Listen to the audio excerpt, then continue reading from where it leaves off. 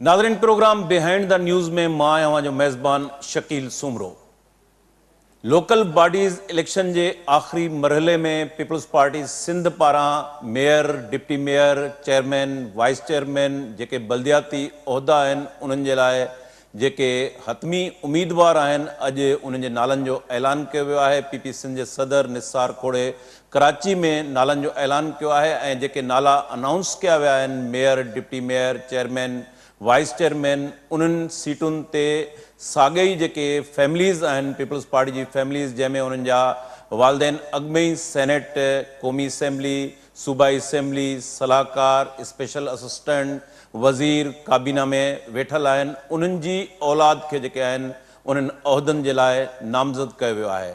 सखर खां वठी मीरपुर ख़ासि, हैदराबाद, कराची, कश्मीर, कंदकोट, मुख़्तलिफ़ जेके सिंध जा ज़िला आहिनि उहो बि डिस्ट्रिक्ट काउंसिल जी उहिदा हुजनि, चेयरमैन जा, म्यूनसिपलिटी जा हुजनि, कारपोरेशन्स जा हुजनि, उन्हनि में उहे ई फैमिलीज़ वधि में वधि आहिनि। 95% जेके पीपल्स पार्टी में ऑलरेडी मुख़्तलिफ़ उहिदनि ते वेठल आहिनि, जॾहिं त वर्कर जो जेको अंग आहे पीपल्स पार्टी में उनखे तमामु घटि वर्कर खे जेको आहे हिन भेरे चांस ॾिनो वियो आहे, जॾहिं त इलेक्टेबल्स जे हवाले सां पीपल्स पार्टी में अॻु में ई उन ते पीपल्स पार्टी ते तनक़ीद थींदी रही आहे त पीपल्स पार्टी में हिकिड़ो जेको जियाला वर्कर क्लास हुयो उहो हिन वक़्तु आस्ते आस्ते उतां एलिमिनेट थींदो पियो वञे। इलेक्टेबल्स जेको आहे उहा सॼी पीपल्स पार्टी में उनजो इन्फ्लुएंस वधियो आहे। अॼोके प्रोग्राम में पाण उन ते बि ॻाल्हाईंदासीं। उन सां सवाइ पीपल्स पार्टी ख़ासि तौर ते आसिफ़ ज़रदारी कुझु ॾियारनि खां पंजाब में काफ़ी सरगर्मियूं कयूं आहिनि, काफ़ी जेके माण्हू आहिनि उन्हनि पीपल्स पार्टी में शमूलियत बि अख़्तियार कई आहे ऐं पीपल्स पार्टी तरफ़ां लाहौर में आम जलसे जो ऐलान कयो वियो आहे, जंहिंजी अञा ताईं तारीख़ जेका आहे उहा बाद में अनाउंस कई वेंदी। जहांगीर तरीन जेको आहिनि उनजा बि राब्ता जारी आहिनि। ॾिसिजे त पीटीआई जो जेको बाग़ी धड़ो आहे उनजी सीट एडजस्टमेंट कंहिंसां थिए थी, कंहिंसां उनजो इतिहाद थिए थो, फ्यूचर में मंज़रनामो कहिड़ो बीहे थो, आया अक्टूबर जे अंदरि जेके आम चूंडूं आहिनि उहे उनजा केतिरा इम्कान आहिनि, पाण अॼोके प्रोग्राम में इन ते बि ॻाल्हाईंदासीं। प्रोग्राम में जॉइन कियो आहे सीनियर सहाफ़ी ऐं सीनियर तज़िये निगार इज़हार सुमरो साहब ऐं प्रोफेसर इनाम भट्टी साहब असांखे टेलीफोन लाइन ते जॉइन कियो आहे। पाण सीनियर तज़िये निगार आहिनि। शुरू कयूं था इज़हार सुमरो साहब खां।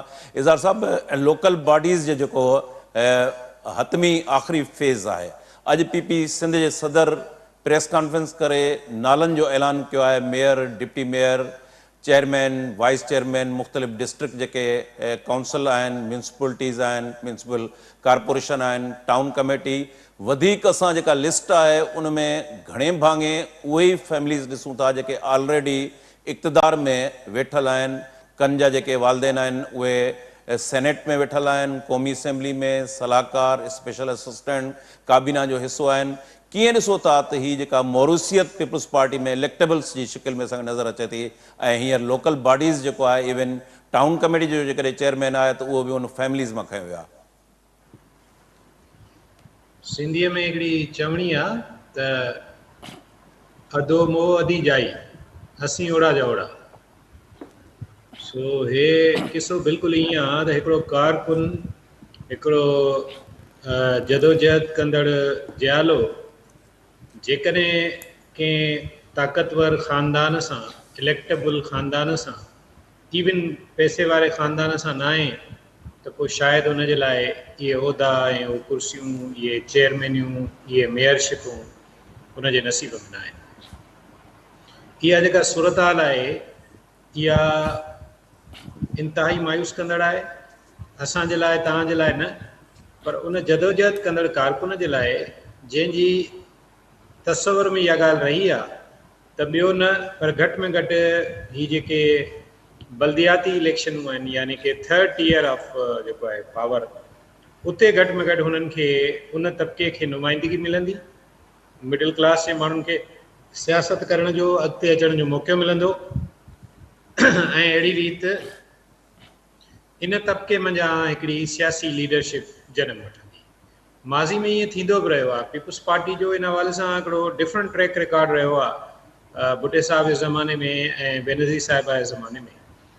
पर हाणे बदकिस्मती सां पीपल्स पार्टी जंहिं अंदाज़ में सिंध में सियासत करे थी उन में हिननि जी पूरी कोशिशि आहे त क़ौमी असैम्बली, सूबाई असैम्बली सिंध काबीना ऐं उन खां पोइ हे सेनेटरशिप ऐं पिछाड़ी में ही जेके डिस्ट्रिक्ट लेवल ते उहिदा आहिनि, तालुके लेवल ते उहिदा आहिनि, उन्हनि में उन्हनि तकनि इलाइक़नि जे उन्हनि बाअसर ऐं ताक़तवर माण्हुनि जे पूरी फैमिलीज़ खे अकोमोडेट कयो वञे ऐं अहिड़े तरीक़े सां अकोमोडेट कयो वञे त जीअं उन्हनि जी हिकिड़ी पूरी चेन हुजे ऐं मुस्तक़बिल जे लाइ बि अगरि के लीडर्स तयारु थियनि त उन्हनि ई फैमिलीज़ में जा थियनि। हाणे हिन क़िस्म जी जेको सोच ऐं हिकमत अमली आहे, इहा जमहूरियत, जमहूरी क़दरनि ऐं ख़ासि तौर ते हेठीं सतह जे हेठें तबिके जे माण्हुनि जे सियासत में हुजण या न हुजण जे हवाले सां इंतिहाई अहम आहे। ऐं हीउ जेको रुझान आहे या हीअ जेका फ़ैसिला साज़ी आहे, इहा मायूस कंदड़ आहे, छाकाणि त इन क़िस्म जे फ़ैसिला साज़ी सां कुझु ख़ानदान त ख़ुशि ज़रूरु थिया हूंदा, कुझु ख़ानदान त अञा वधीक मज़बूत बि थिया हूंदा। ऐं पाण खे ख़बर आहे त सिंध में रिवायती तौर ते मकानी इदारनि जो जेको निज़ाम आहे, उनखे सियासतदाननि जी ATM मशीन बि चयो वेंदो आहे, छाकाणि त उन्हनि जा ख़र्च पखा मामला इन्हनि इदारनि मंझां ई पूरा थींदा आहिनि। ऐं जहिड़ी तरीक़े सां घोस्ट मुलाज़िमनि जी भर्ती कई वेंदी आहे ऐं पोइ उन खां पोइ उन्हनि घोस्ट मुलाज़िमनि जी सूरत में पंहिंजा माण्हू फिट कया वेंदा आहिनि, इन सॼे मैकेनिज़म में हीउ जेको इज़ाफ़ो थियो आहे, यानी कि मुकमिल तौर ते लॻभॻि 90% असां चई सघूं था त सिलेक्शन्स जेके थियूं आहिनि उहे इलाइक़े जे बाअसर माण्हुनि, उन्हनि जे पुटनि, पोटनि, भाइटनि, सोट मासातनि, उन्हनि जे क्राइटेरिया तहत थी आहे।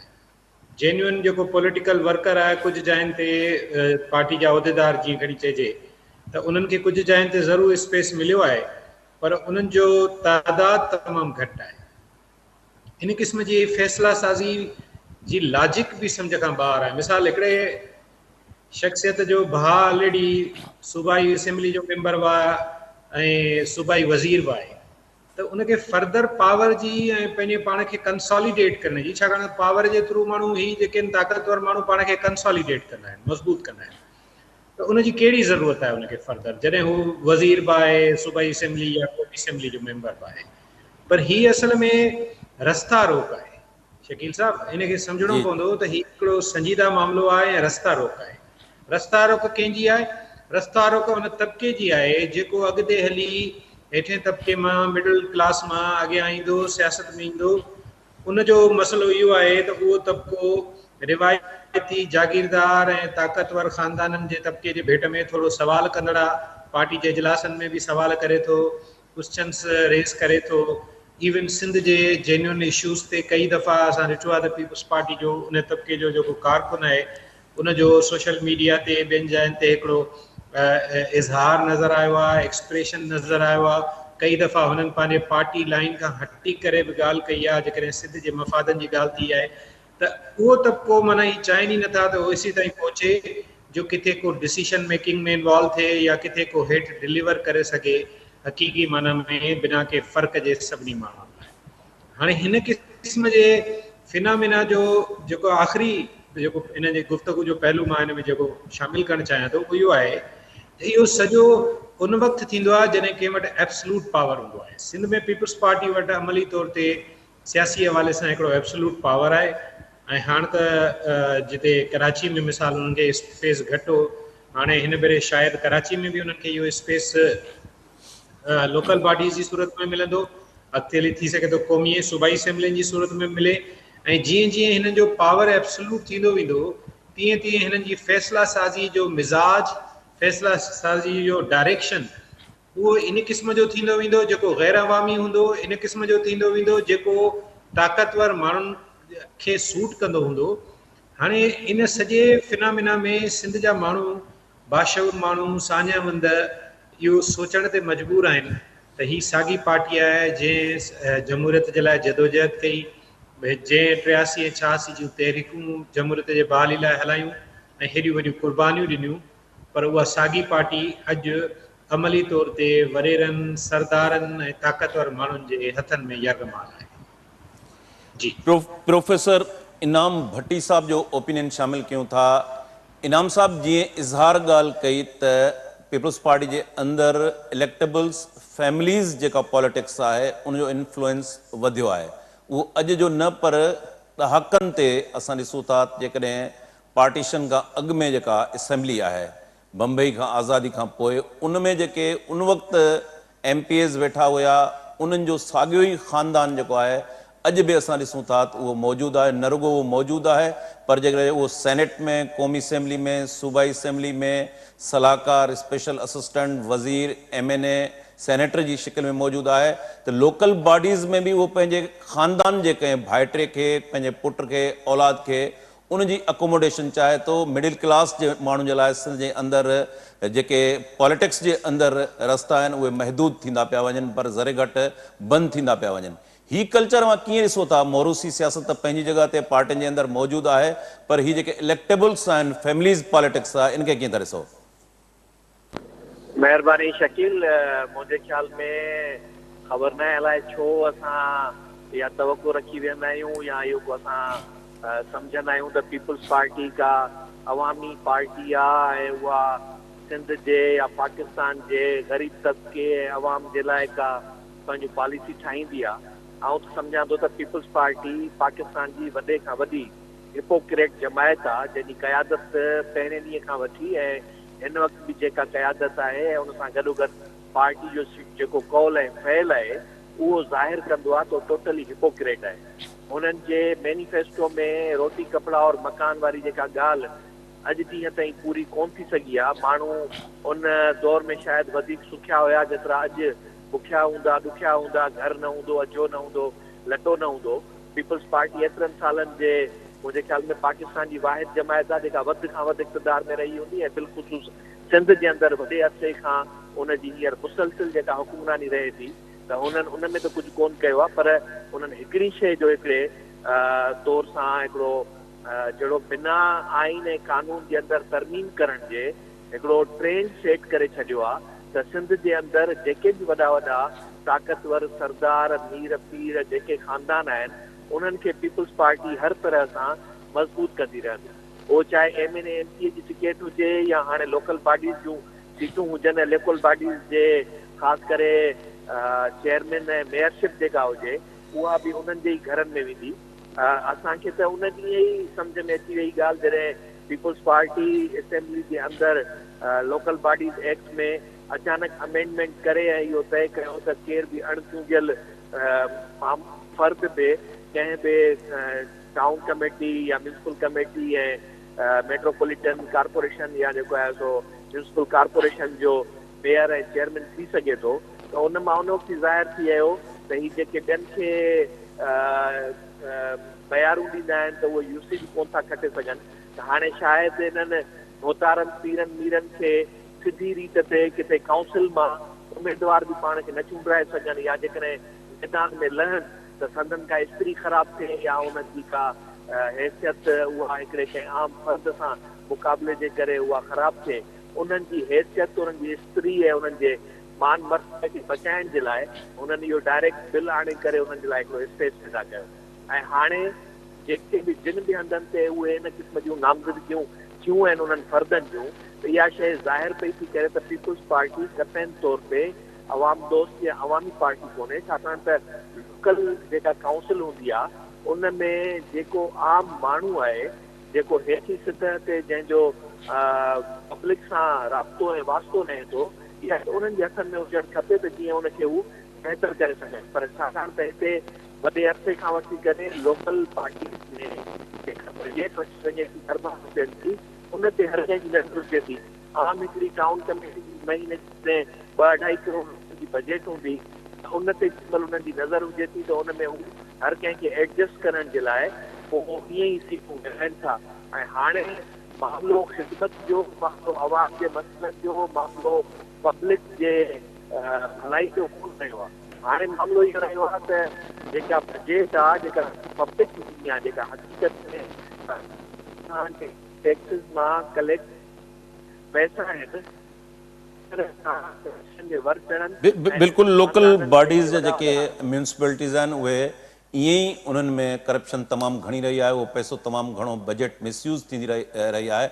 इज़हार साहब, हिकिड़ो ॿियो जेको औरतुनि जे हवाले सां ॾिसूं, असांजी अधु आबादी आहे औरतुनि जी, पर असां ॾिसूं था त औरतुनि खे बिल्कुलु सवाइ हिकिड़ी कमला भील जे खां सवाइ बाक़ी किथे बि mayor, deputy mayor, chairman wise chairman उहो म्यूनसिपलिटी में हुजे, कारपोरेशन में हुजे या डिस्ट्रिक्ट काउंसिल में हुजे, टाउन कमेटी में, किथे भी औरतुनि जी नुमाइंदगी न आहे। पीपल्स पार्टी सदाई औरतुनि जी ॻाल्हि कंदी रही आहे, पर ही पासो जेको आहे उहो बि असां ॾिसूं था त औरतुनि जे हवाले सां उहो बि एतिरो जेको आहे उहो उन में डिस्करेजमेंट आहे जो औरतुनि खे बि इन में असांखे स्पेस नज़र नथो अचे।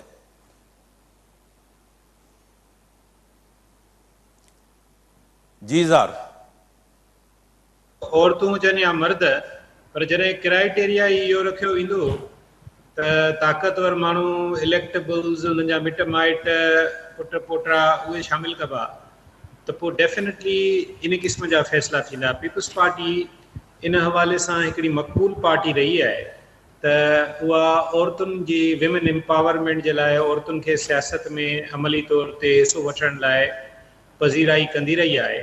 ऐं पाण खे ख़बर आहे त न रुगो बेगम नुसरत भुट्टो ऐं शहीद बेनज़ीर भुट्टो, पर उनखां अलावा बि काफ़ी प्रोमिनेंट फिगर्स पीपल्स पार्टी में फीमेल जेके आहिनि सियासतदान मुतहरिक रहियूं आहिनि। परवेज़ मुशर्रफ जे दौर में बि अव्हांखे यादि हूंदो त फरियाल टालपुर नवाब शामा ऐं नफ़ीसा शाह ख़ैरपुर मां नाज़िम रहियूं पीपल्स पार्टी जे प्लेटफॉर्म तां।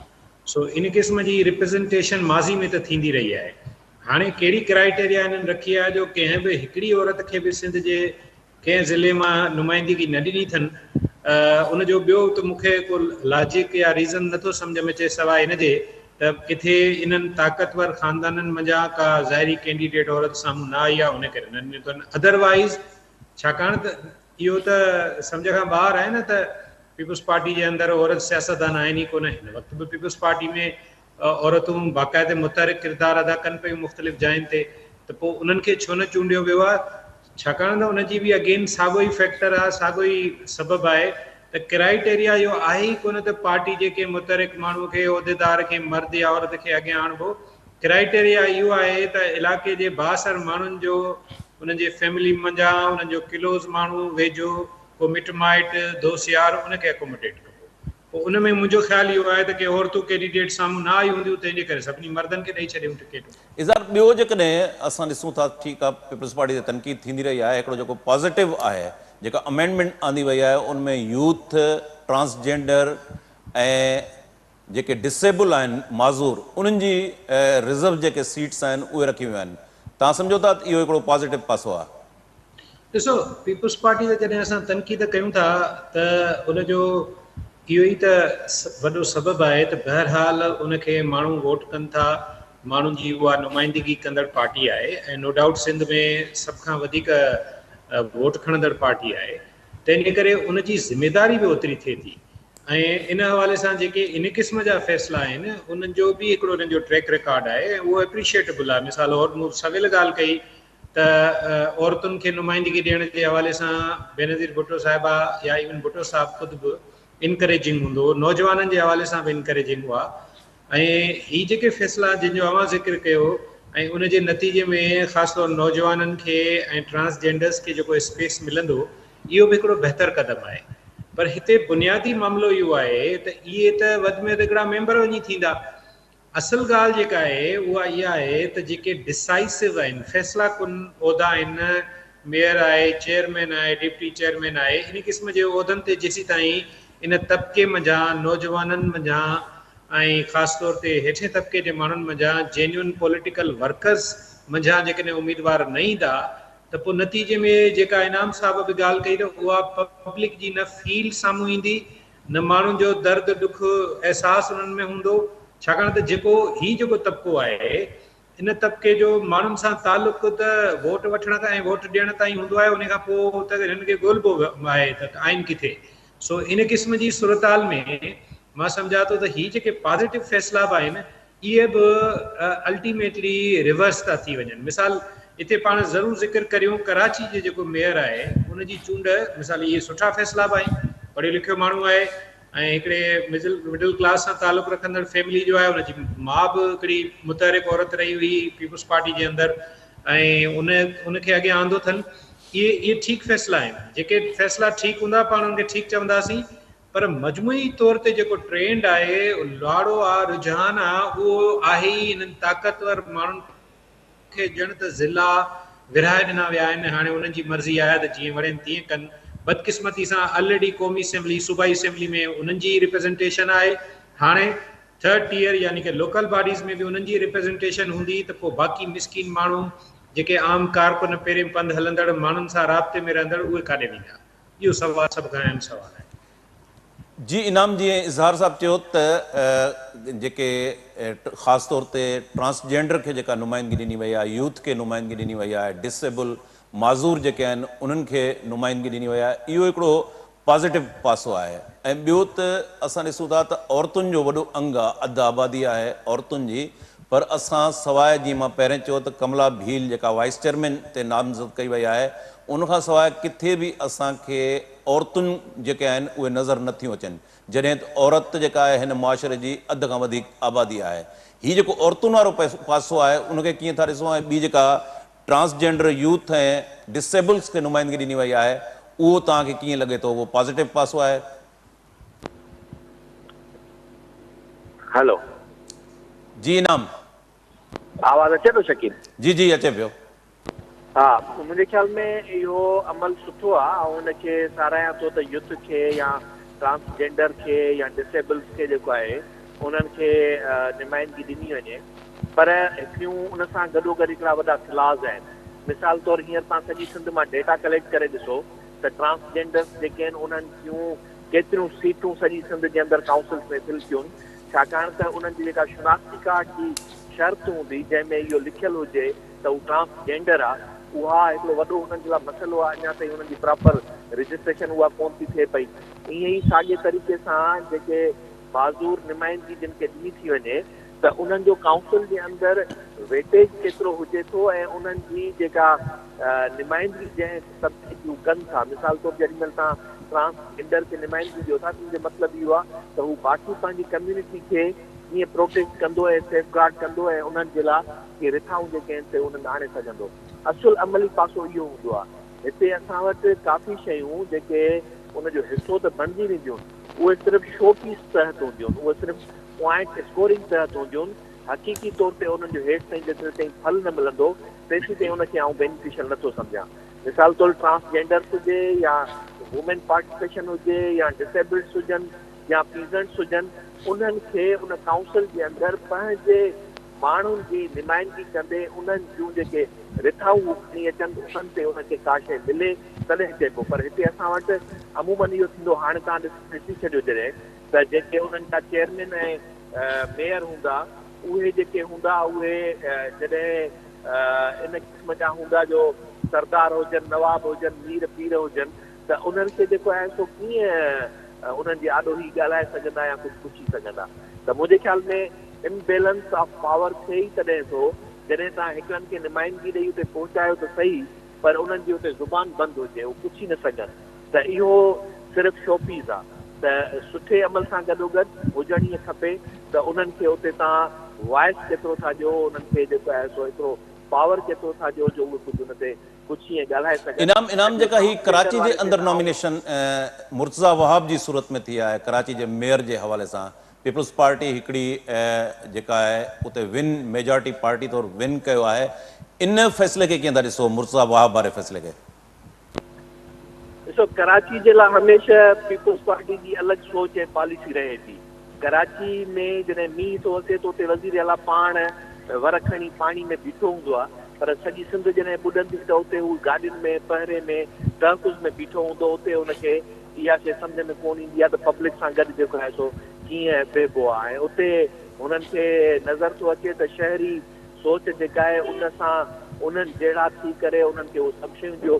तंहिंजे ई करे उन्हनि खे मुर्तज़ा वहाब उते त सही नुमाइंदो लॻे थो, पर छा सॼी सिंध जे अंदरि बाक़ी जेके शहर आहिनि उते जो नौजवान को पढ़ियल लिखियल को बाशऊर को सम्झदार जेको पंहिंजे शहर जी भलाई जे लाइ कुझु करे सघे, अहिड़ी नुमाइंदगी कोन थी सघे।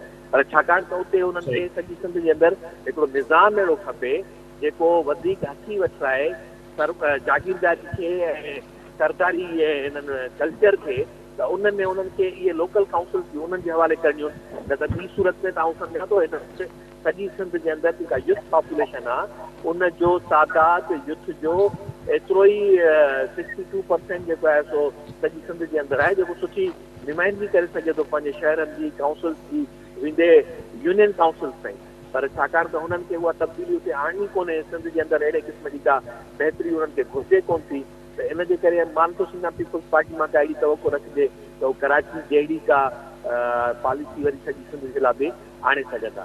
पर कराची जे लाइ बि हिननि जेका अमेंडमेंट कई हुनजो हिकिड़ो मुख्य सबबु इहो त मुर्तज़ा वहाब खे कीअं उते खणी अचनि, ऐं ॿियो सिंध जे अंदरि सभई उहे जेके सरदार नवाब जिन जा नंढा नंढा पुठियां हाणे जेके सियासत में ईंदा उन्हनि खे कीअं उते स्पेस ॾियारिजे जो अॻिते हली करे वरी उहे मथियनि सियासी सीटुनि ते MNA MPA ते बि वरी उन्हनि खे ई वञिणो आहे। तंहिं करे हिकिड़ी जेका मोरूसी मिल्कियत बणाए रखी आहे हिननि सियासत खे, ख़ासि करे वोट जी सियासत खे, उहा हाणे जमहूरियत मां निकिरी मलूकियत में हली वई आहे। जी पंजाब जी पॉलिटिक्स ते अचूं था।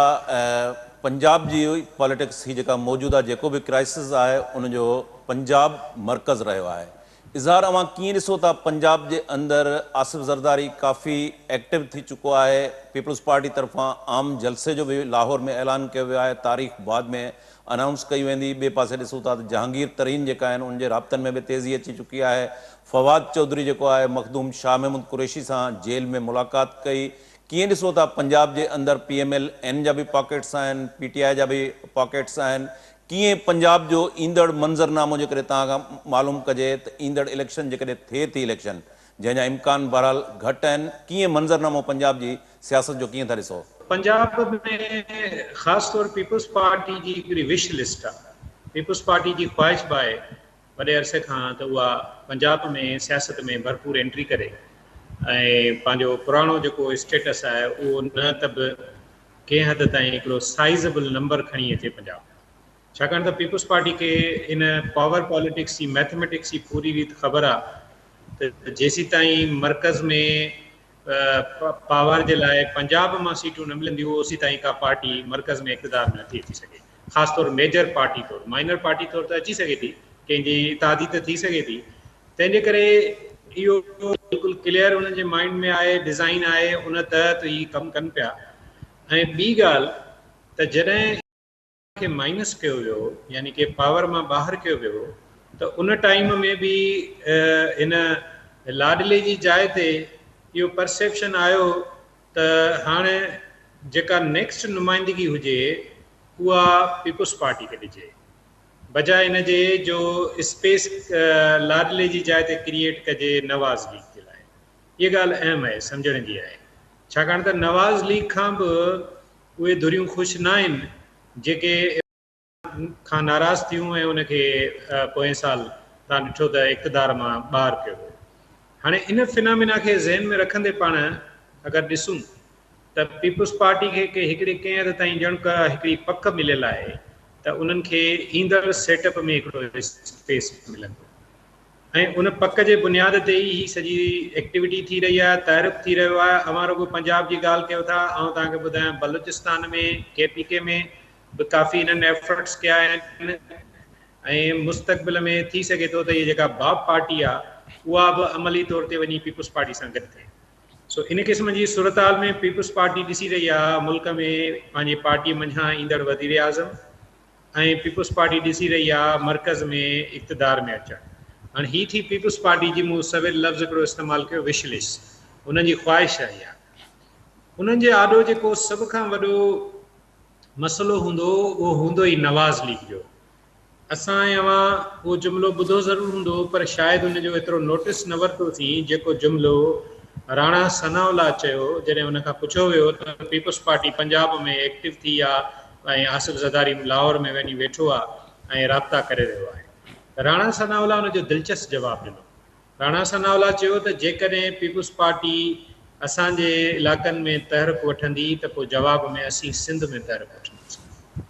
आउं सम्झां थो त सिंध जे पॉलिटिकल पर्सपेक्टिव में इहो ज़रूरी आहे त हीउ जेको वन पार्टी सिस्टम आहे उनखे ख़तमु थियणु घुरिजे, उनजी जाइ ते हिकिड़ी सियासी कॉम्पिटिशन ऐं मुक़ाबले वारो माहौल जुड़े ऐं उन जे लाइ वरी ज़रूरी आहे त हिकिड़ी का अहिड़ी मर्कज़ी सतह जी का पार्टी मैदान में अचे जेका सॼे मुल्क में जंहिंजो को असरु हुजे ऐं पोइ हिकिड़ो सिहतमंद सियासी मुक़ाबिलो पैदा थिए। सो पीपुल्स पार्टी लाइ सभ खां वॾो चैलेंज इहो हूंदो, ही जेका सिचुएशन आहे अञा इहा थधी थधी हलंदी अगस्त ताईं। अगस्त में जीअं ई असेंबलियूं पंहिंजो मुदो पूरो कंदियूं ऐं निगरान सेटअप जुड़ंदो, उन खां पोइ असुल मुक़ाबिलो शुरू थींदो। इन विच में जेका टर्निंग पॉइंट हूंदी उहा हूंदी मियां नवाज़ शरीफ़ जी सज़ा जो इम्कानी तौरु ख़तमु थियणु ऐं उन खां पोइ उनजी वापसी। नवाज़ शरीफ़ जेकॾहिं हिन पॉलिटिकल सिनेरियो में अची थो वञे त पोइ असुल मुक़ाबिलो थींदो ऐं मां सम्झां थो त पोइ उन सूरत में घटि में घटि सेंट्रल पंजाब में पीपुल्स पार्टी लाइ एतिरो आसान न हूंदो। साउथ में थी सघे थो त पीपुल्स पार्टी इहे जेके बासर जागीरदार ऐं ख़ानदानी हिकिड़ा वॾा ख़ानदानी इलेक्टेबल्स माण्हू आहिनि, उन्हनि खे साण खणी ऐं कंहिं हद ताईं कुझु सीटूं कढी वठे। सो पीपुल्स पार्टी लाइ एतिरो आसान न आहे पंजाब में। लाहौर में जलसे जी ॻाल्हि त कई वई आहे, पर लाहौर में जलसे जो मतिलबु हूंदो आहे त तव्हां पंहिंजो फुल पॉलिटिकल ऐं पावर शो करियो। माज़ी में पीपुल्स पार्टी जेके ॿियनि रैलियुनि ऐं एहतजाजनि में शरीक थींदी रही आहे, या इवन लॉन्ग मार्च जेको पीपुल्स पार्टी कयो हो बिलावल साहब जी अॻुवाणी में, उन में मुल्तान में त माण्हू हुया, पर लाहौर में पीपुल्स पार्टी को साइज़ेबल नंबर कढी न सघी हुई। सो हाणे ॾिसबो त हिन जलसे में घणा माण्हू अचनि था, केतिरो पावर शो थिए थो ऐं मजमूई तौर ते पीपुल्स पार्टी केतिरी कामयाबी हासिल करे थी, इहो वॾो इम्पॉर्टेंट सवाल आहे ऐं मुस्तक़बिल जी हुकूमत साज़ी सां जुड़ियल सभ खां अहम ऐं बिल्कुलु बुनियादी। मुस्तक़बिल जी इहो सवाल हुकूमत साज़ी सां जुड़ियल आहे। हिते प्रोग्राम जो वक़्तु पुॼाणी खे पहुतो। इज़हार सुमरो साहब, प्रोफेसर इनाम भट्टी साहब, तव्हां ॿिन्ही महिमाननि जी महिरबानी। नाज़रीन, ईंदड़ प्रोग्राम ताईं पंहिंजे मेज़बान शकील सुमरो खे इजाज़त ॾींदा। अल्लाह वाहे।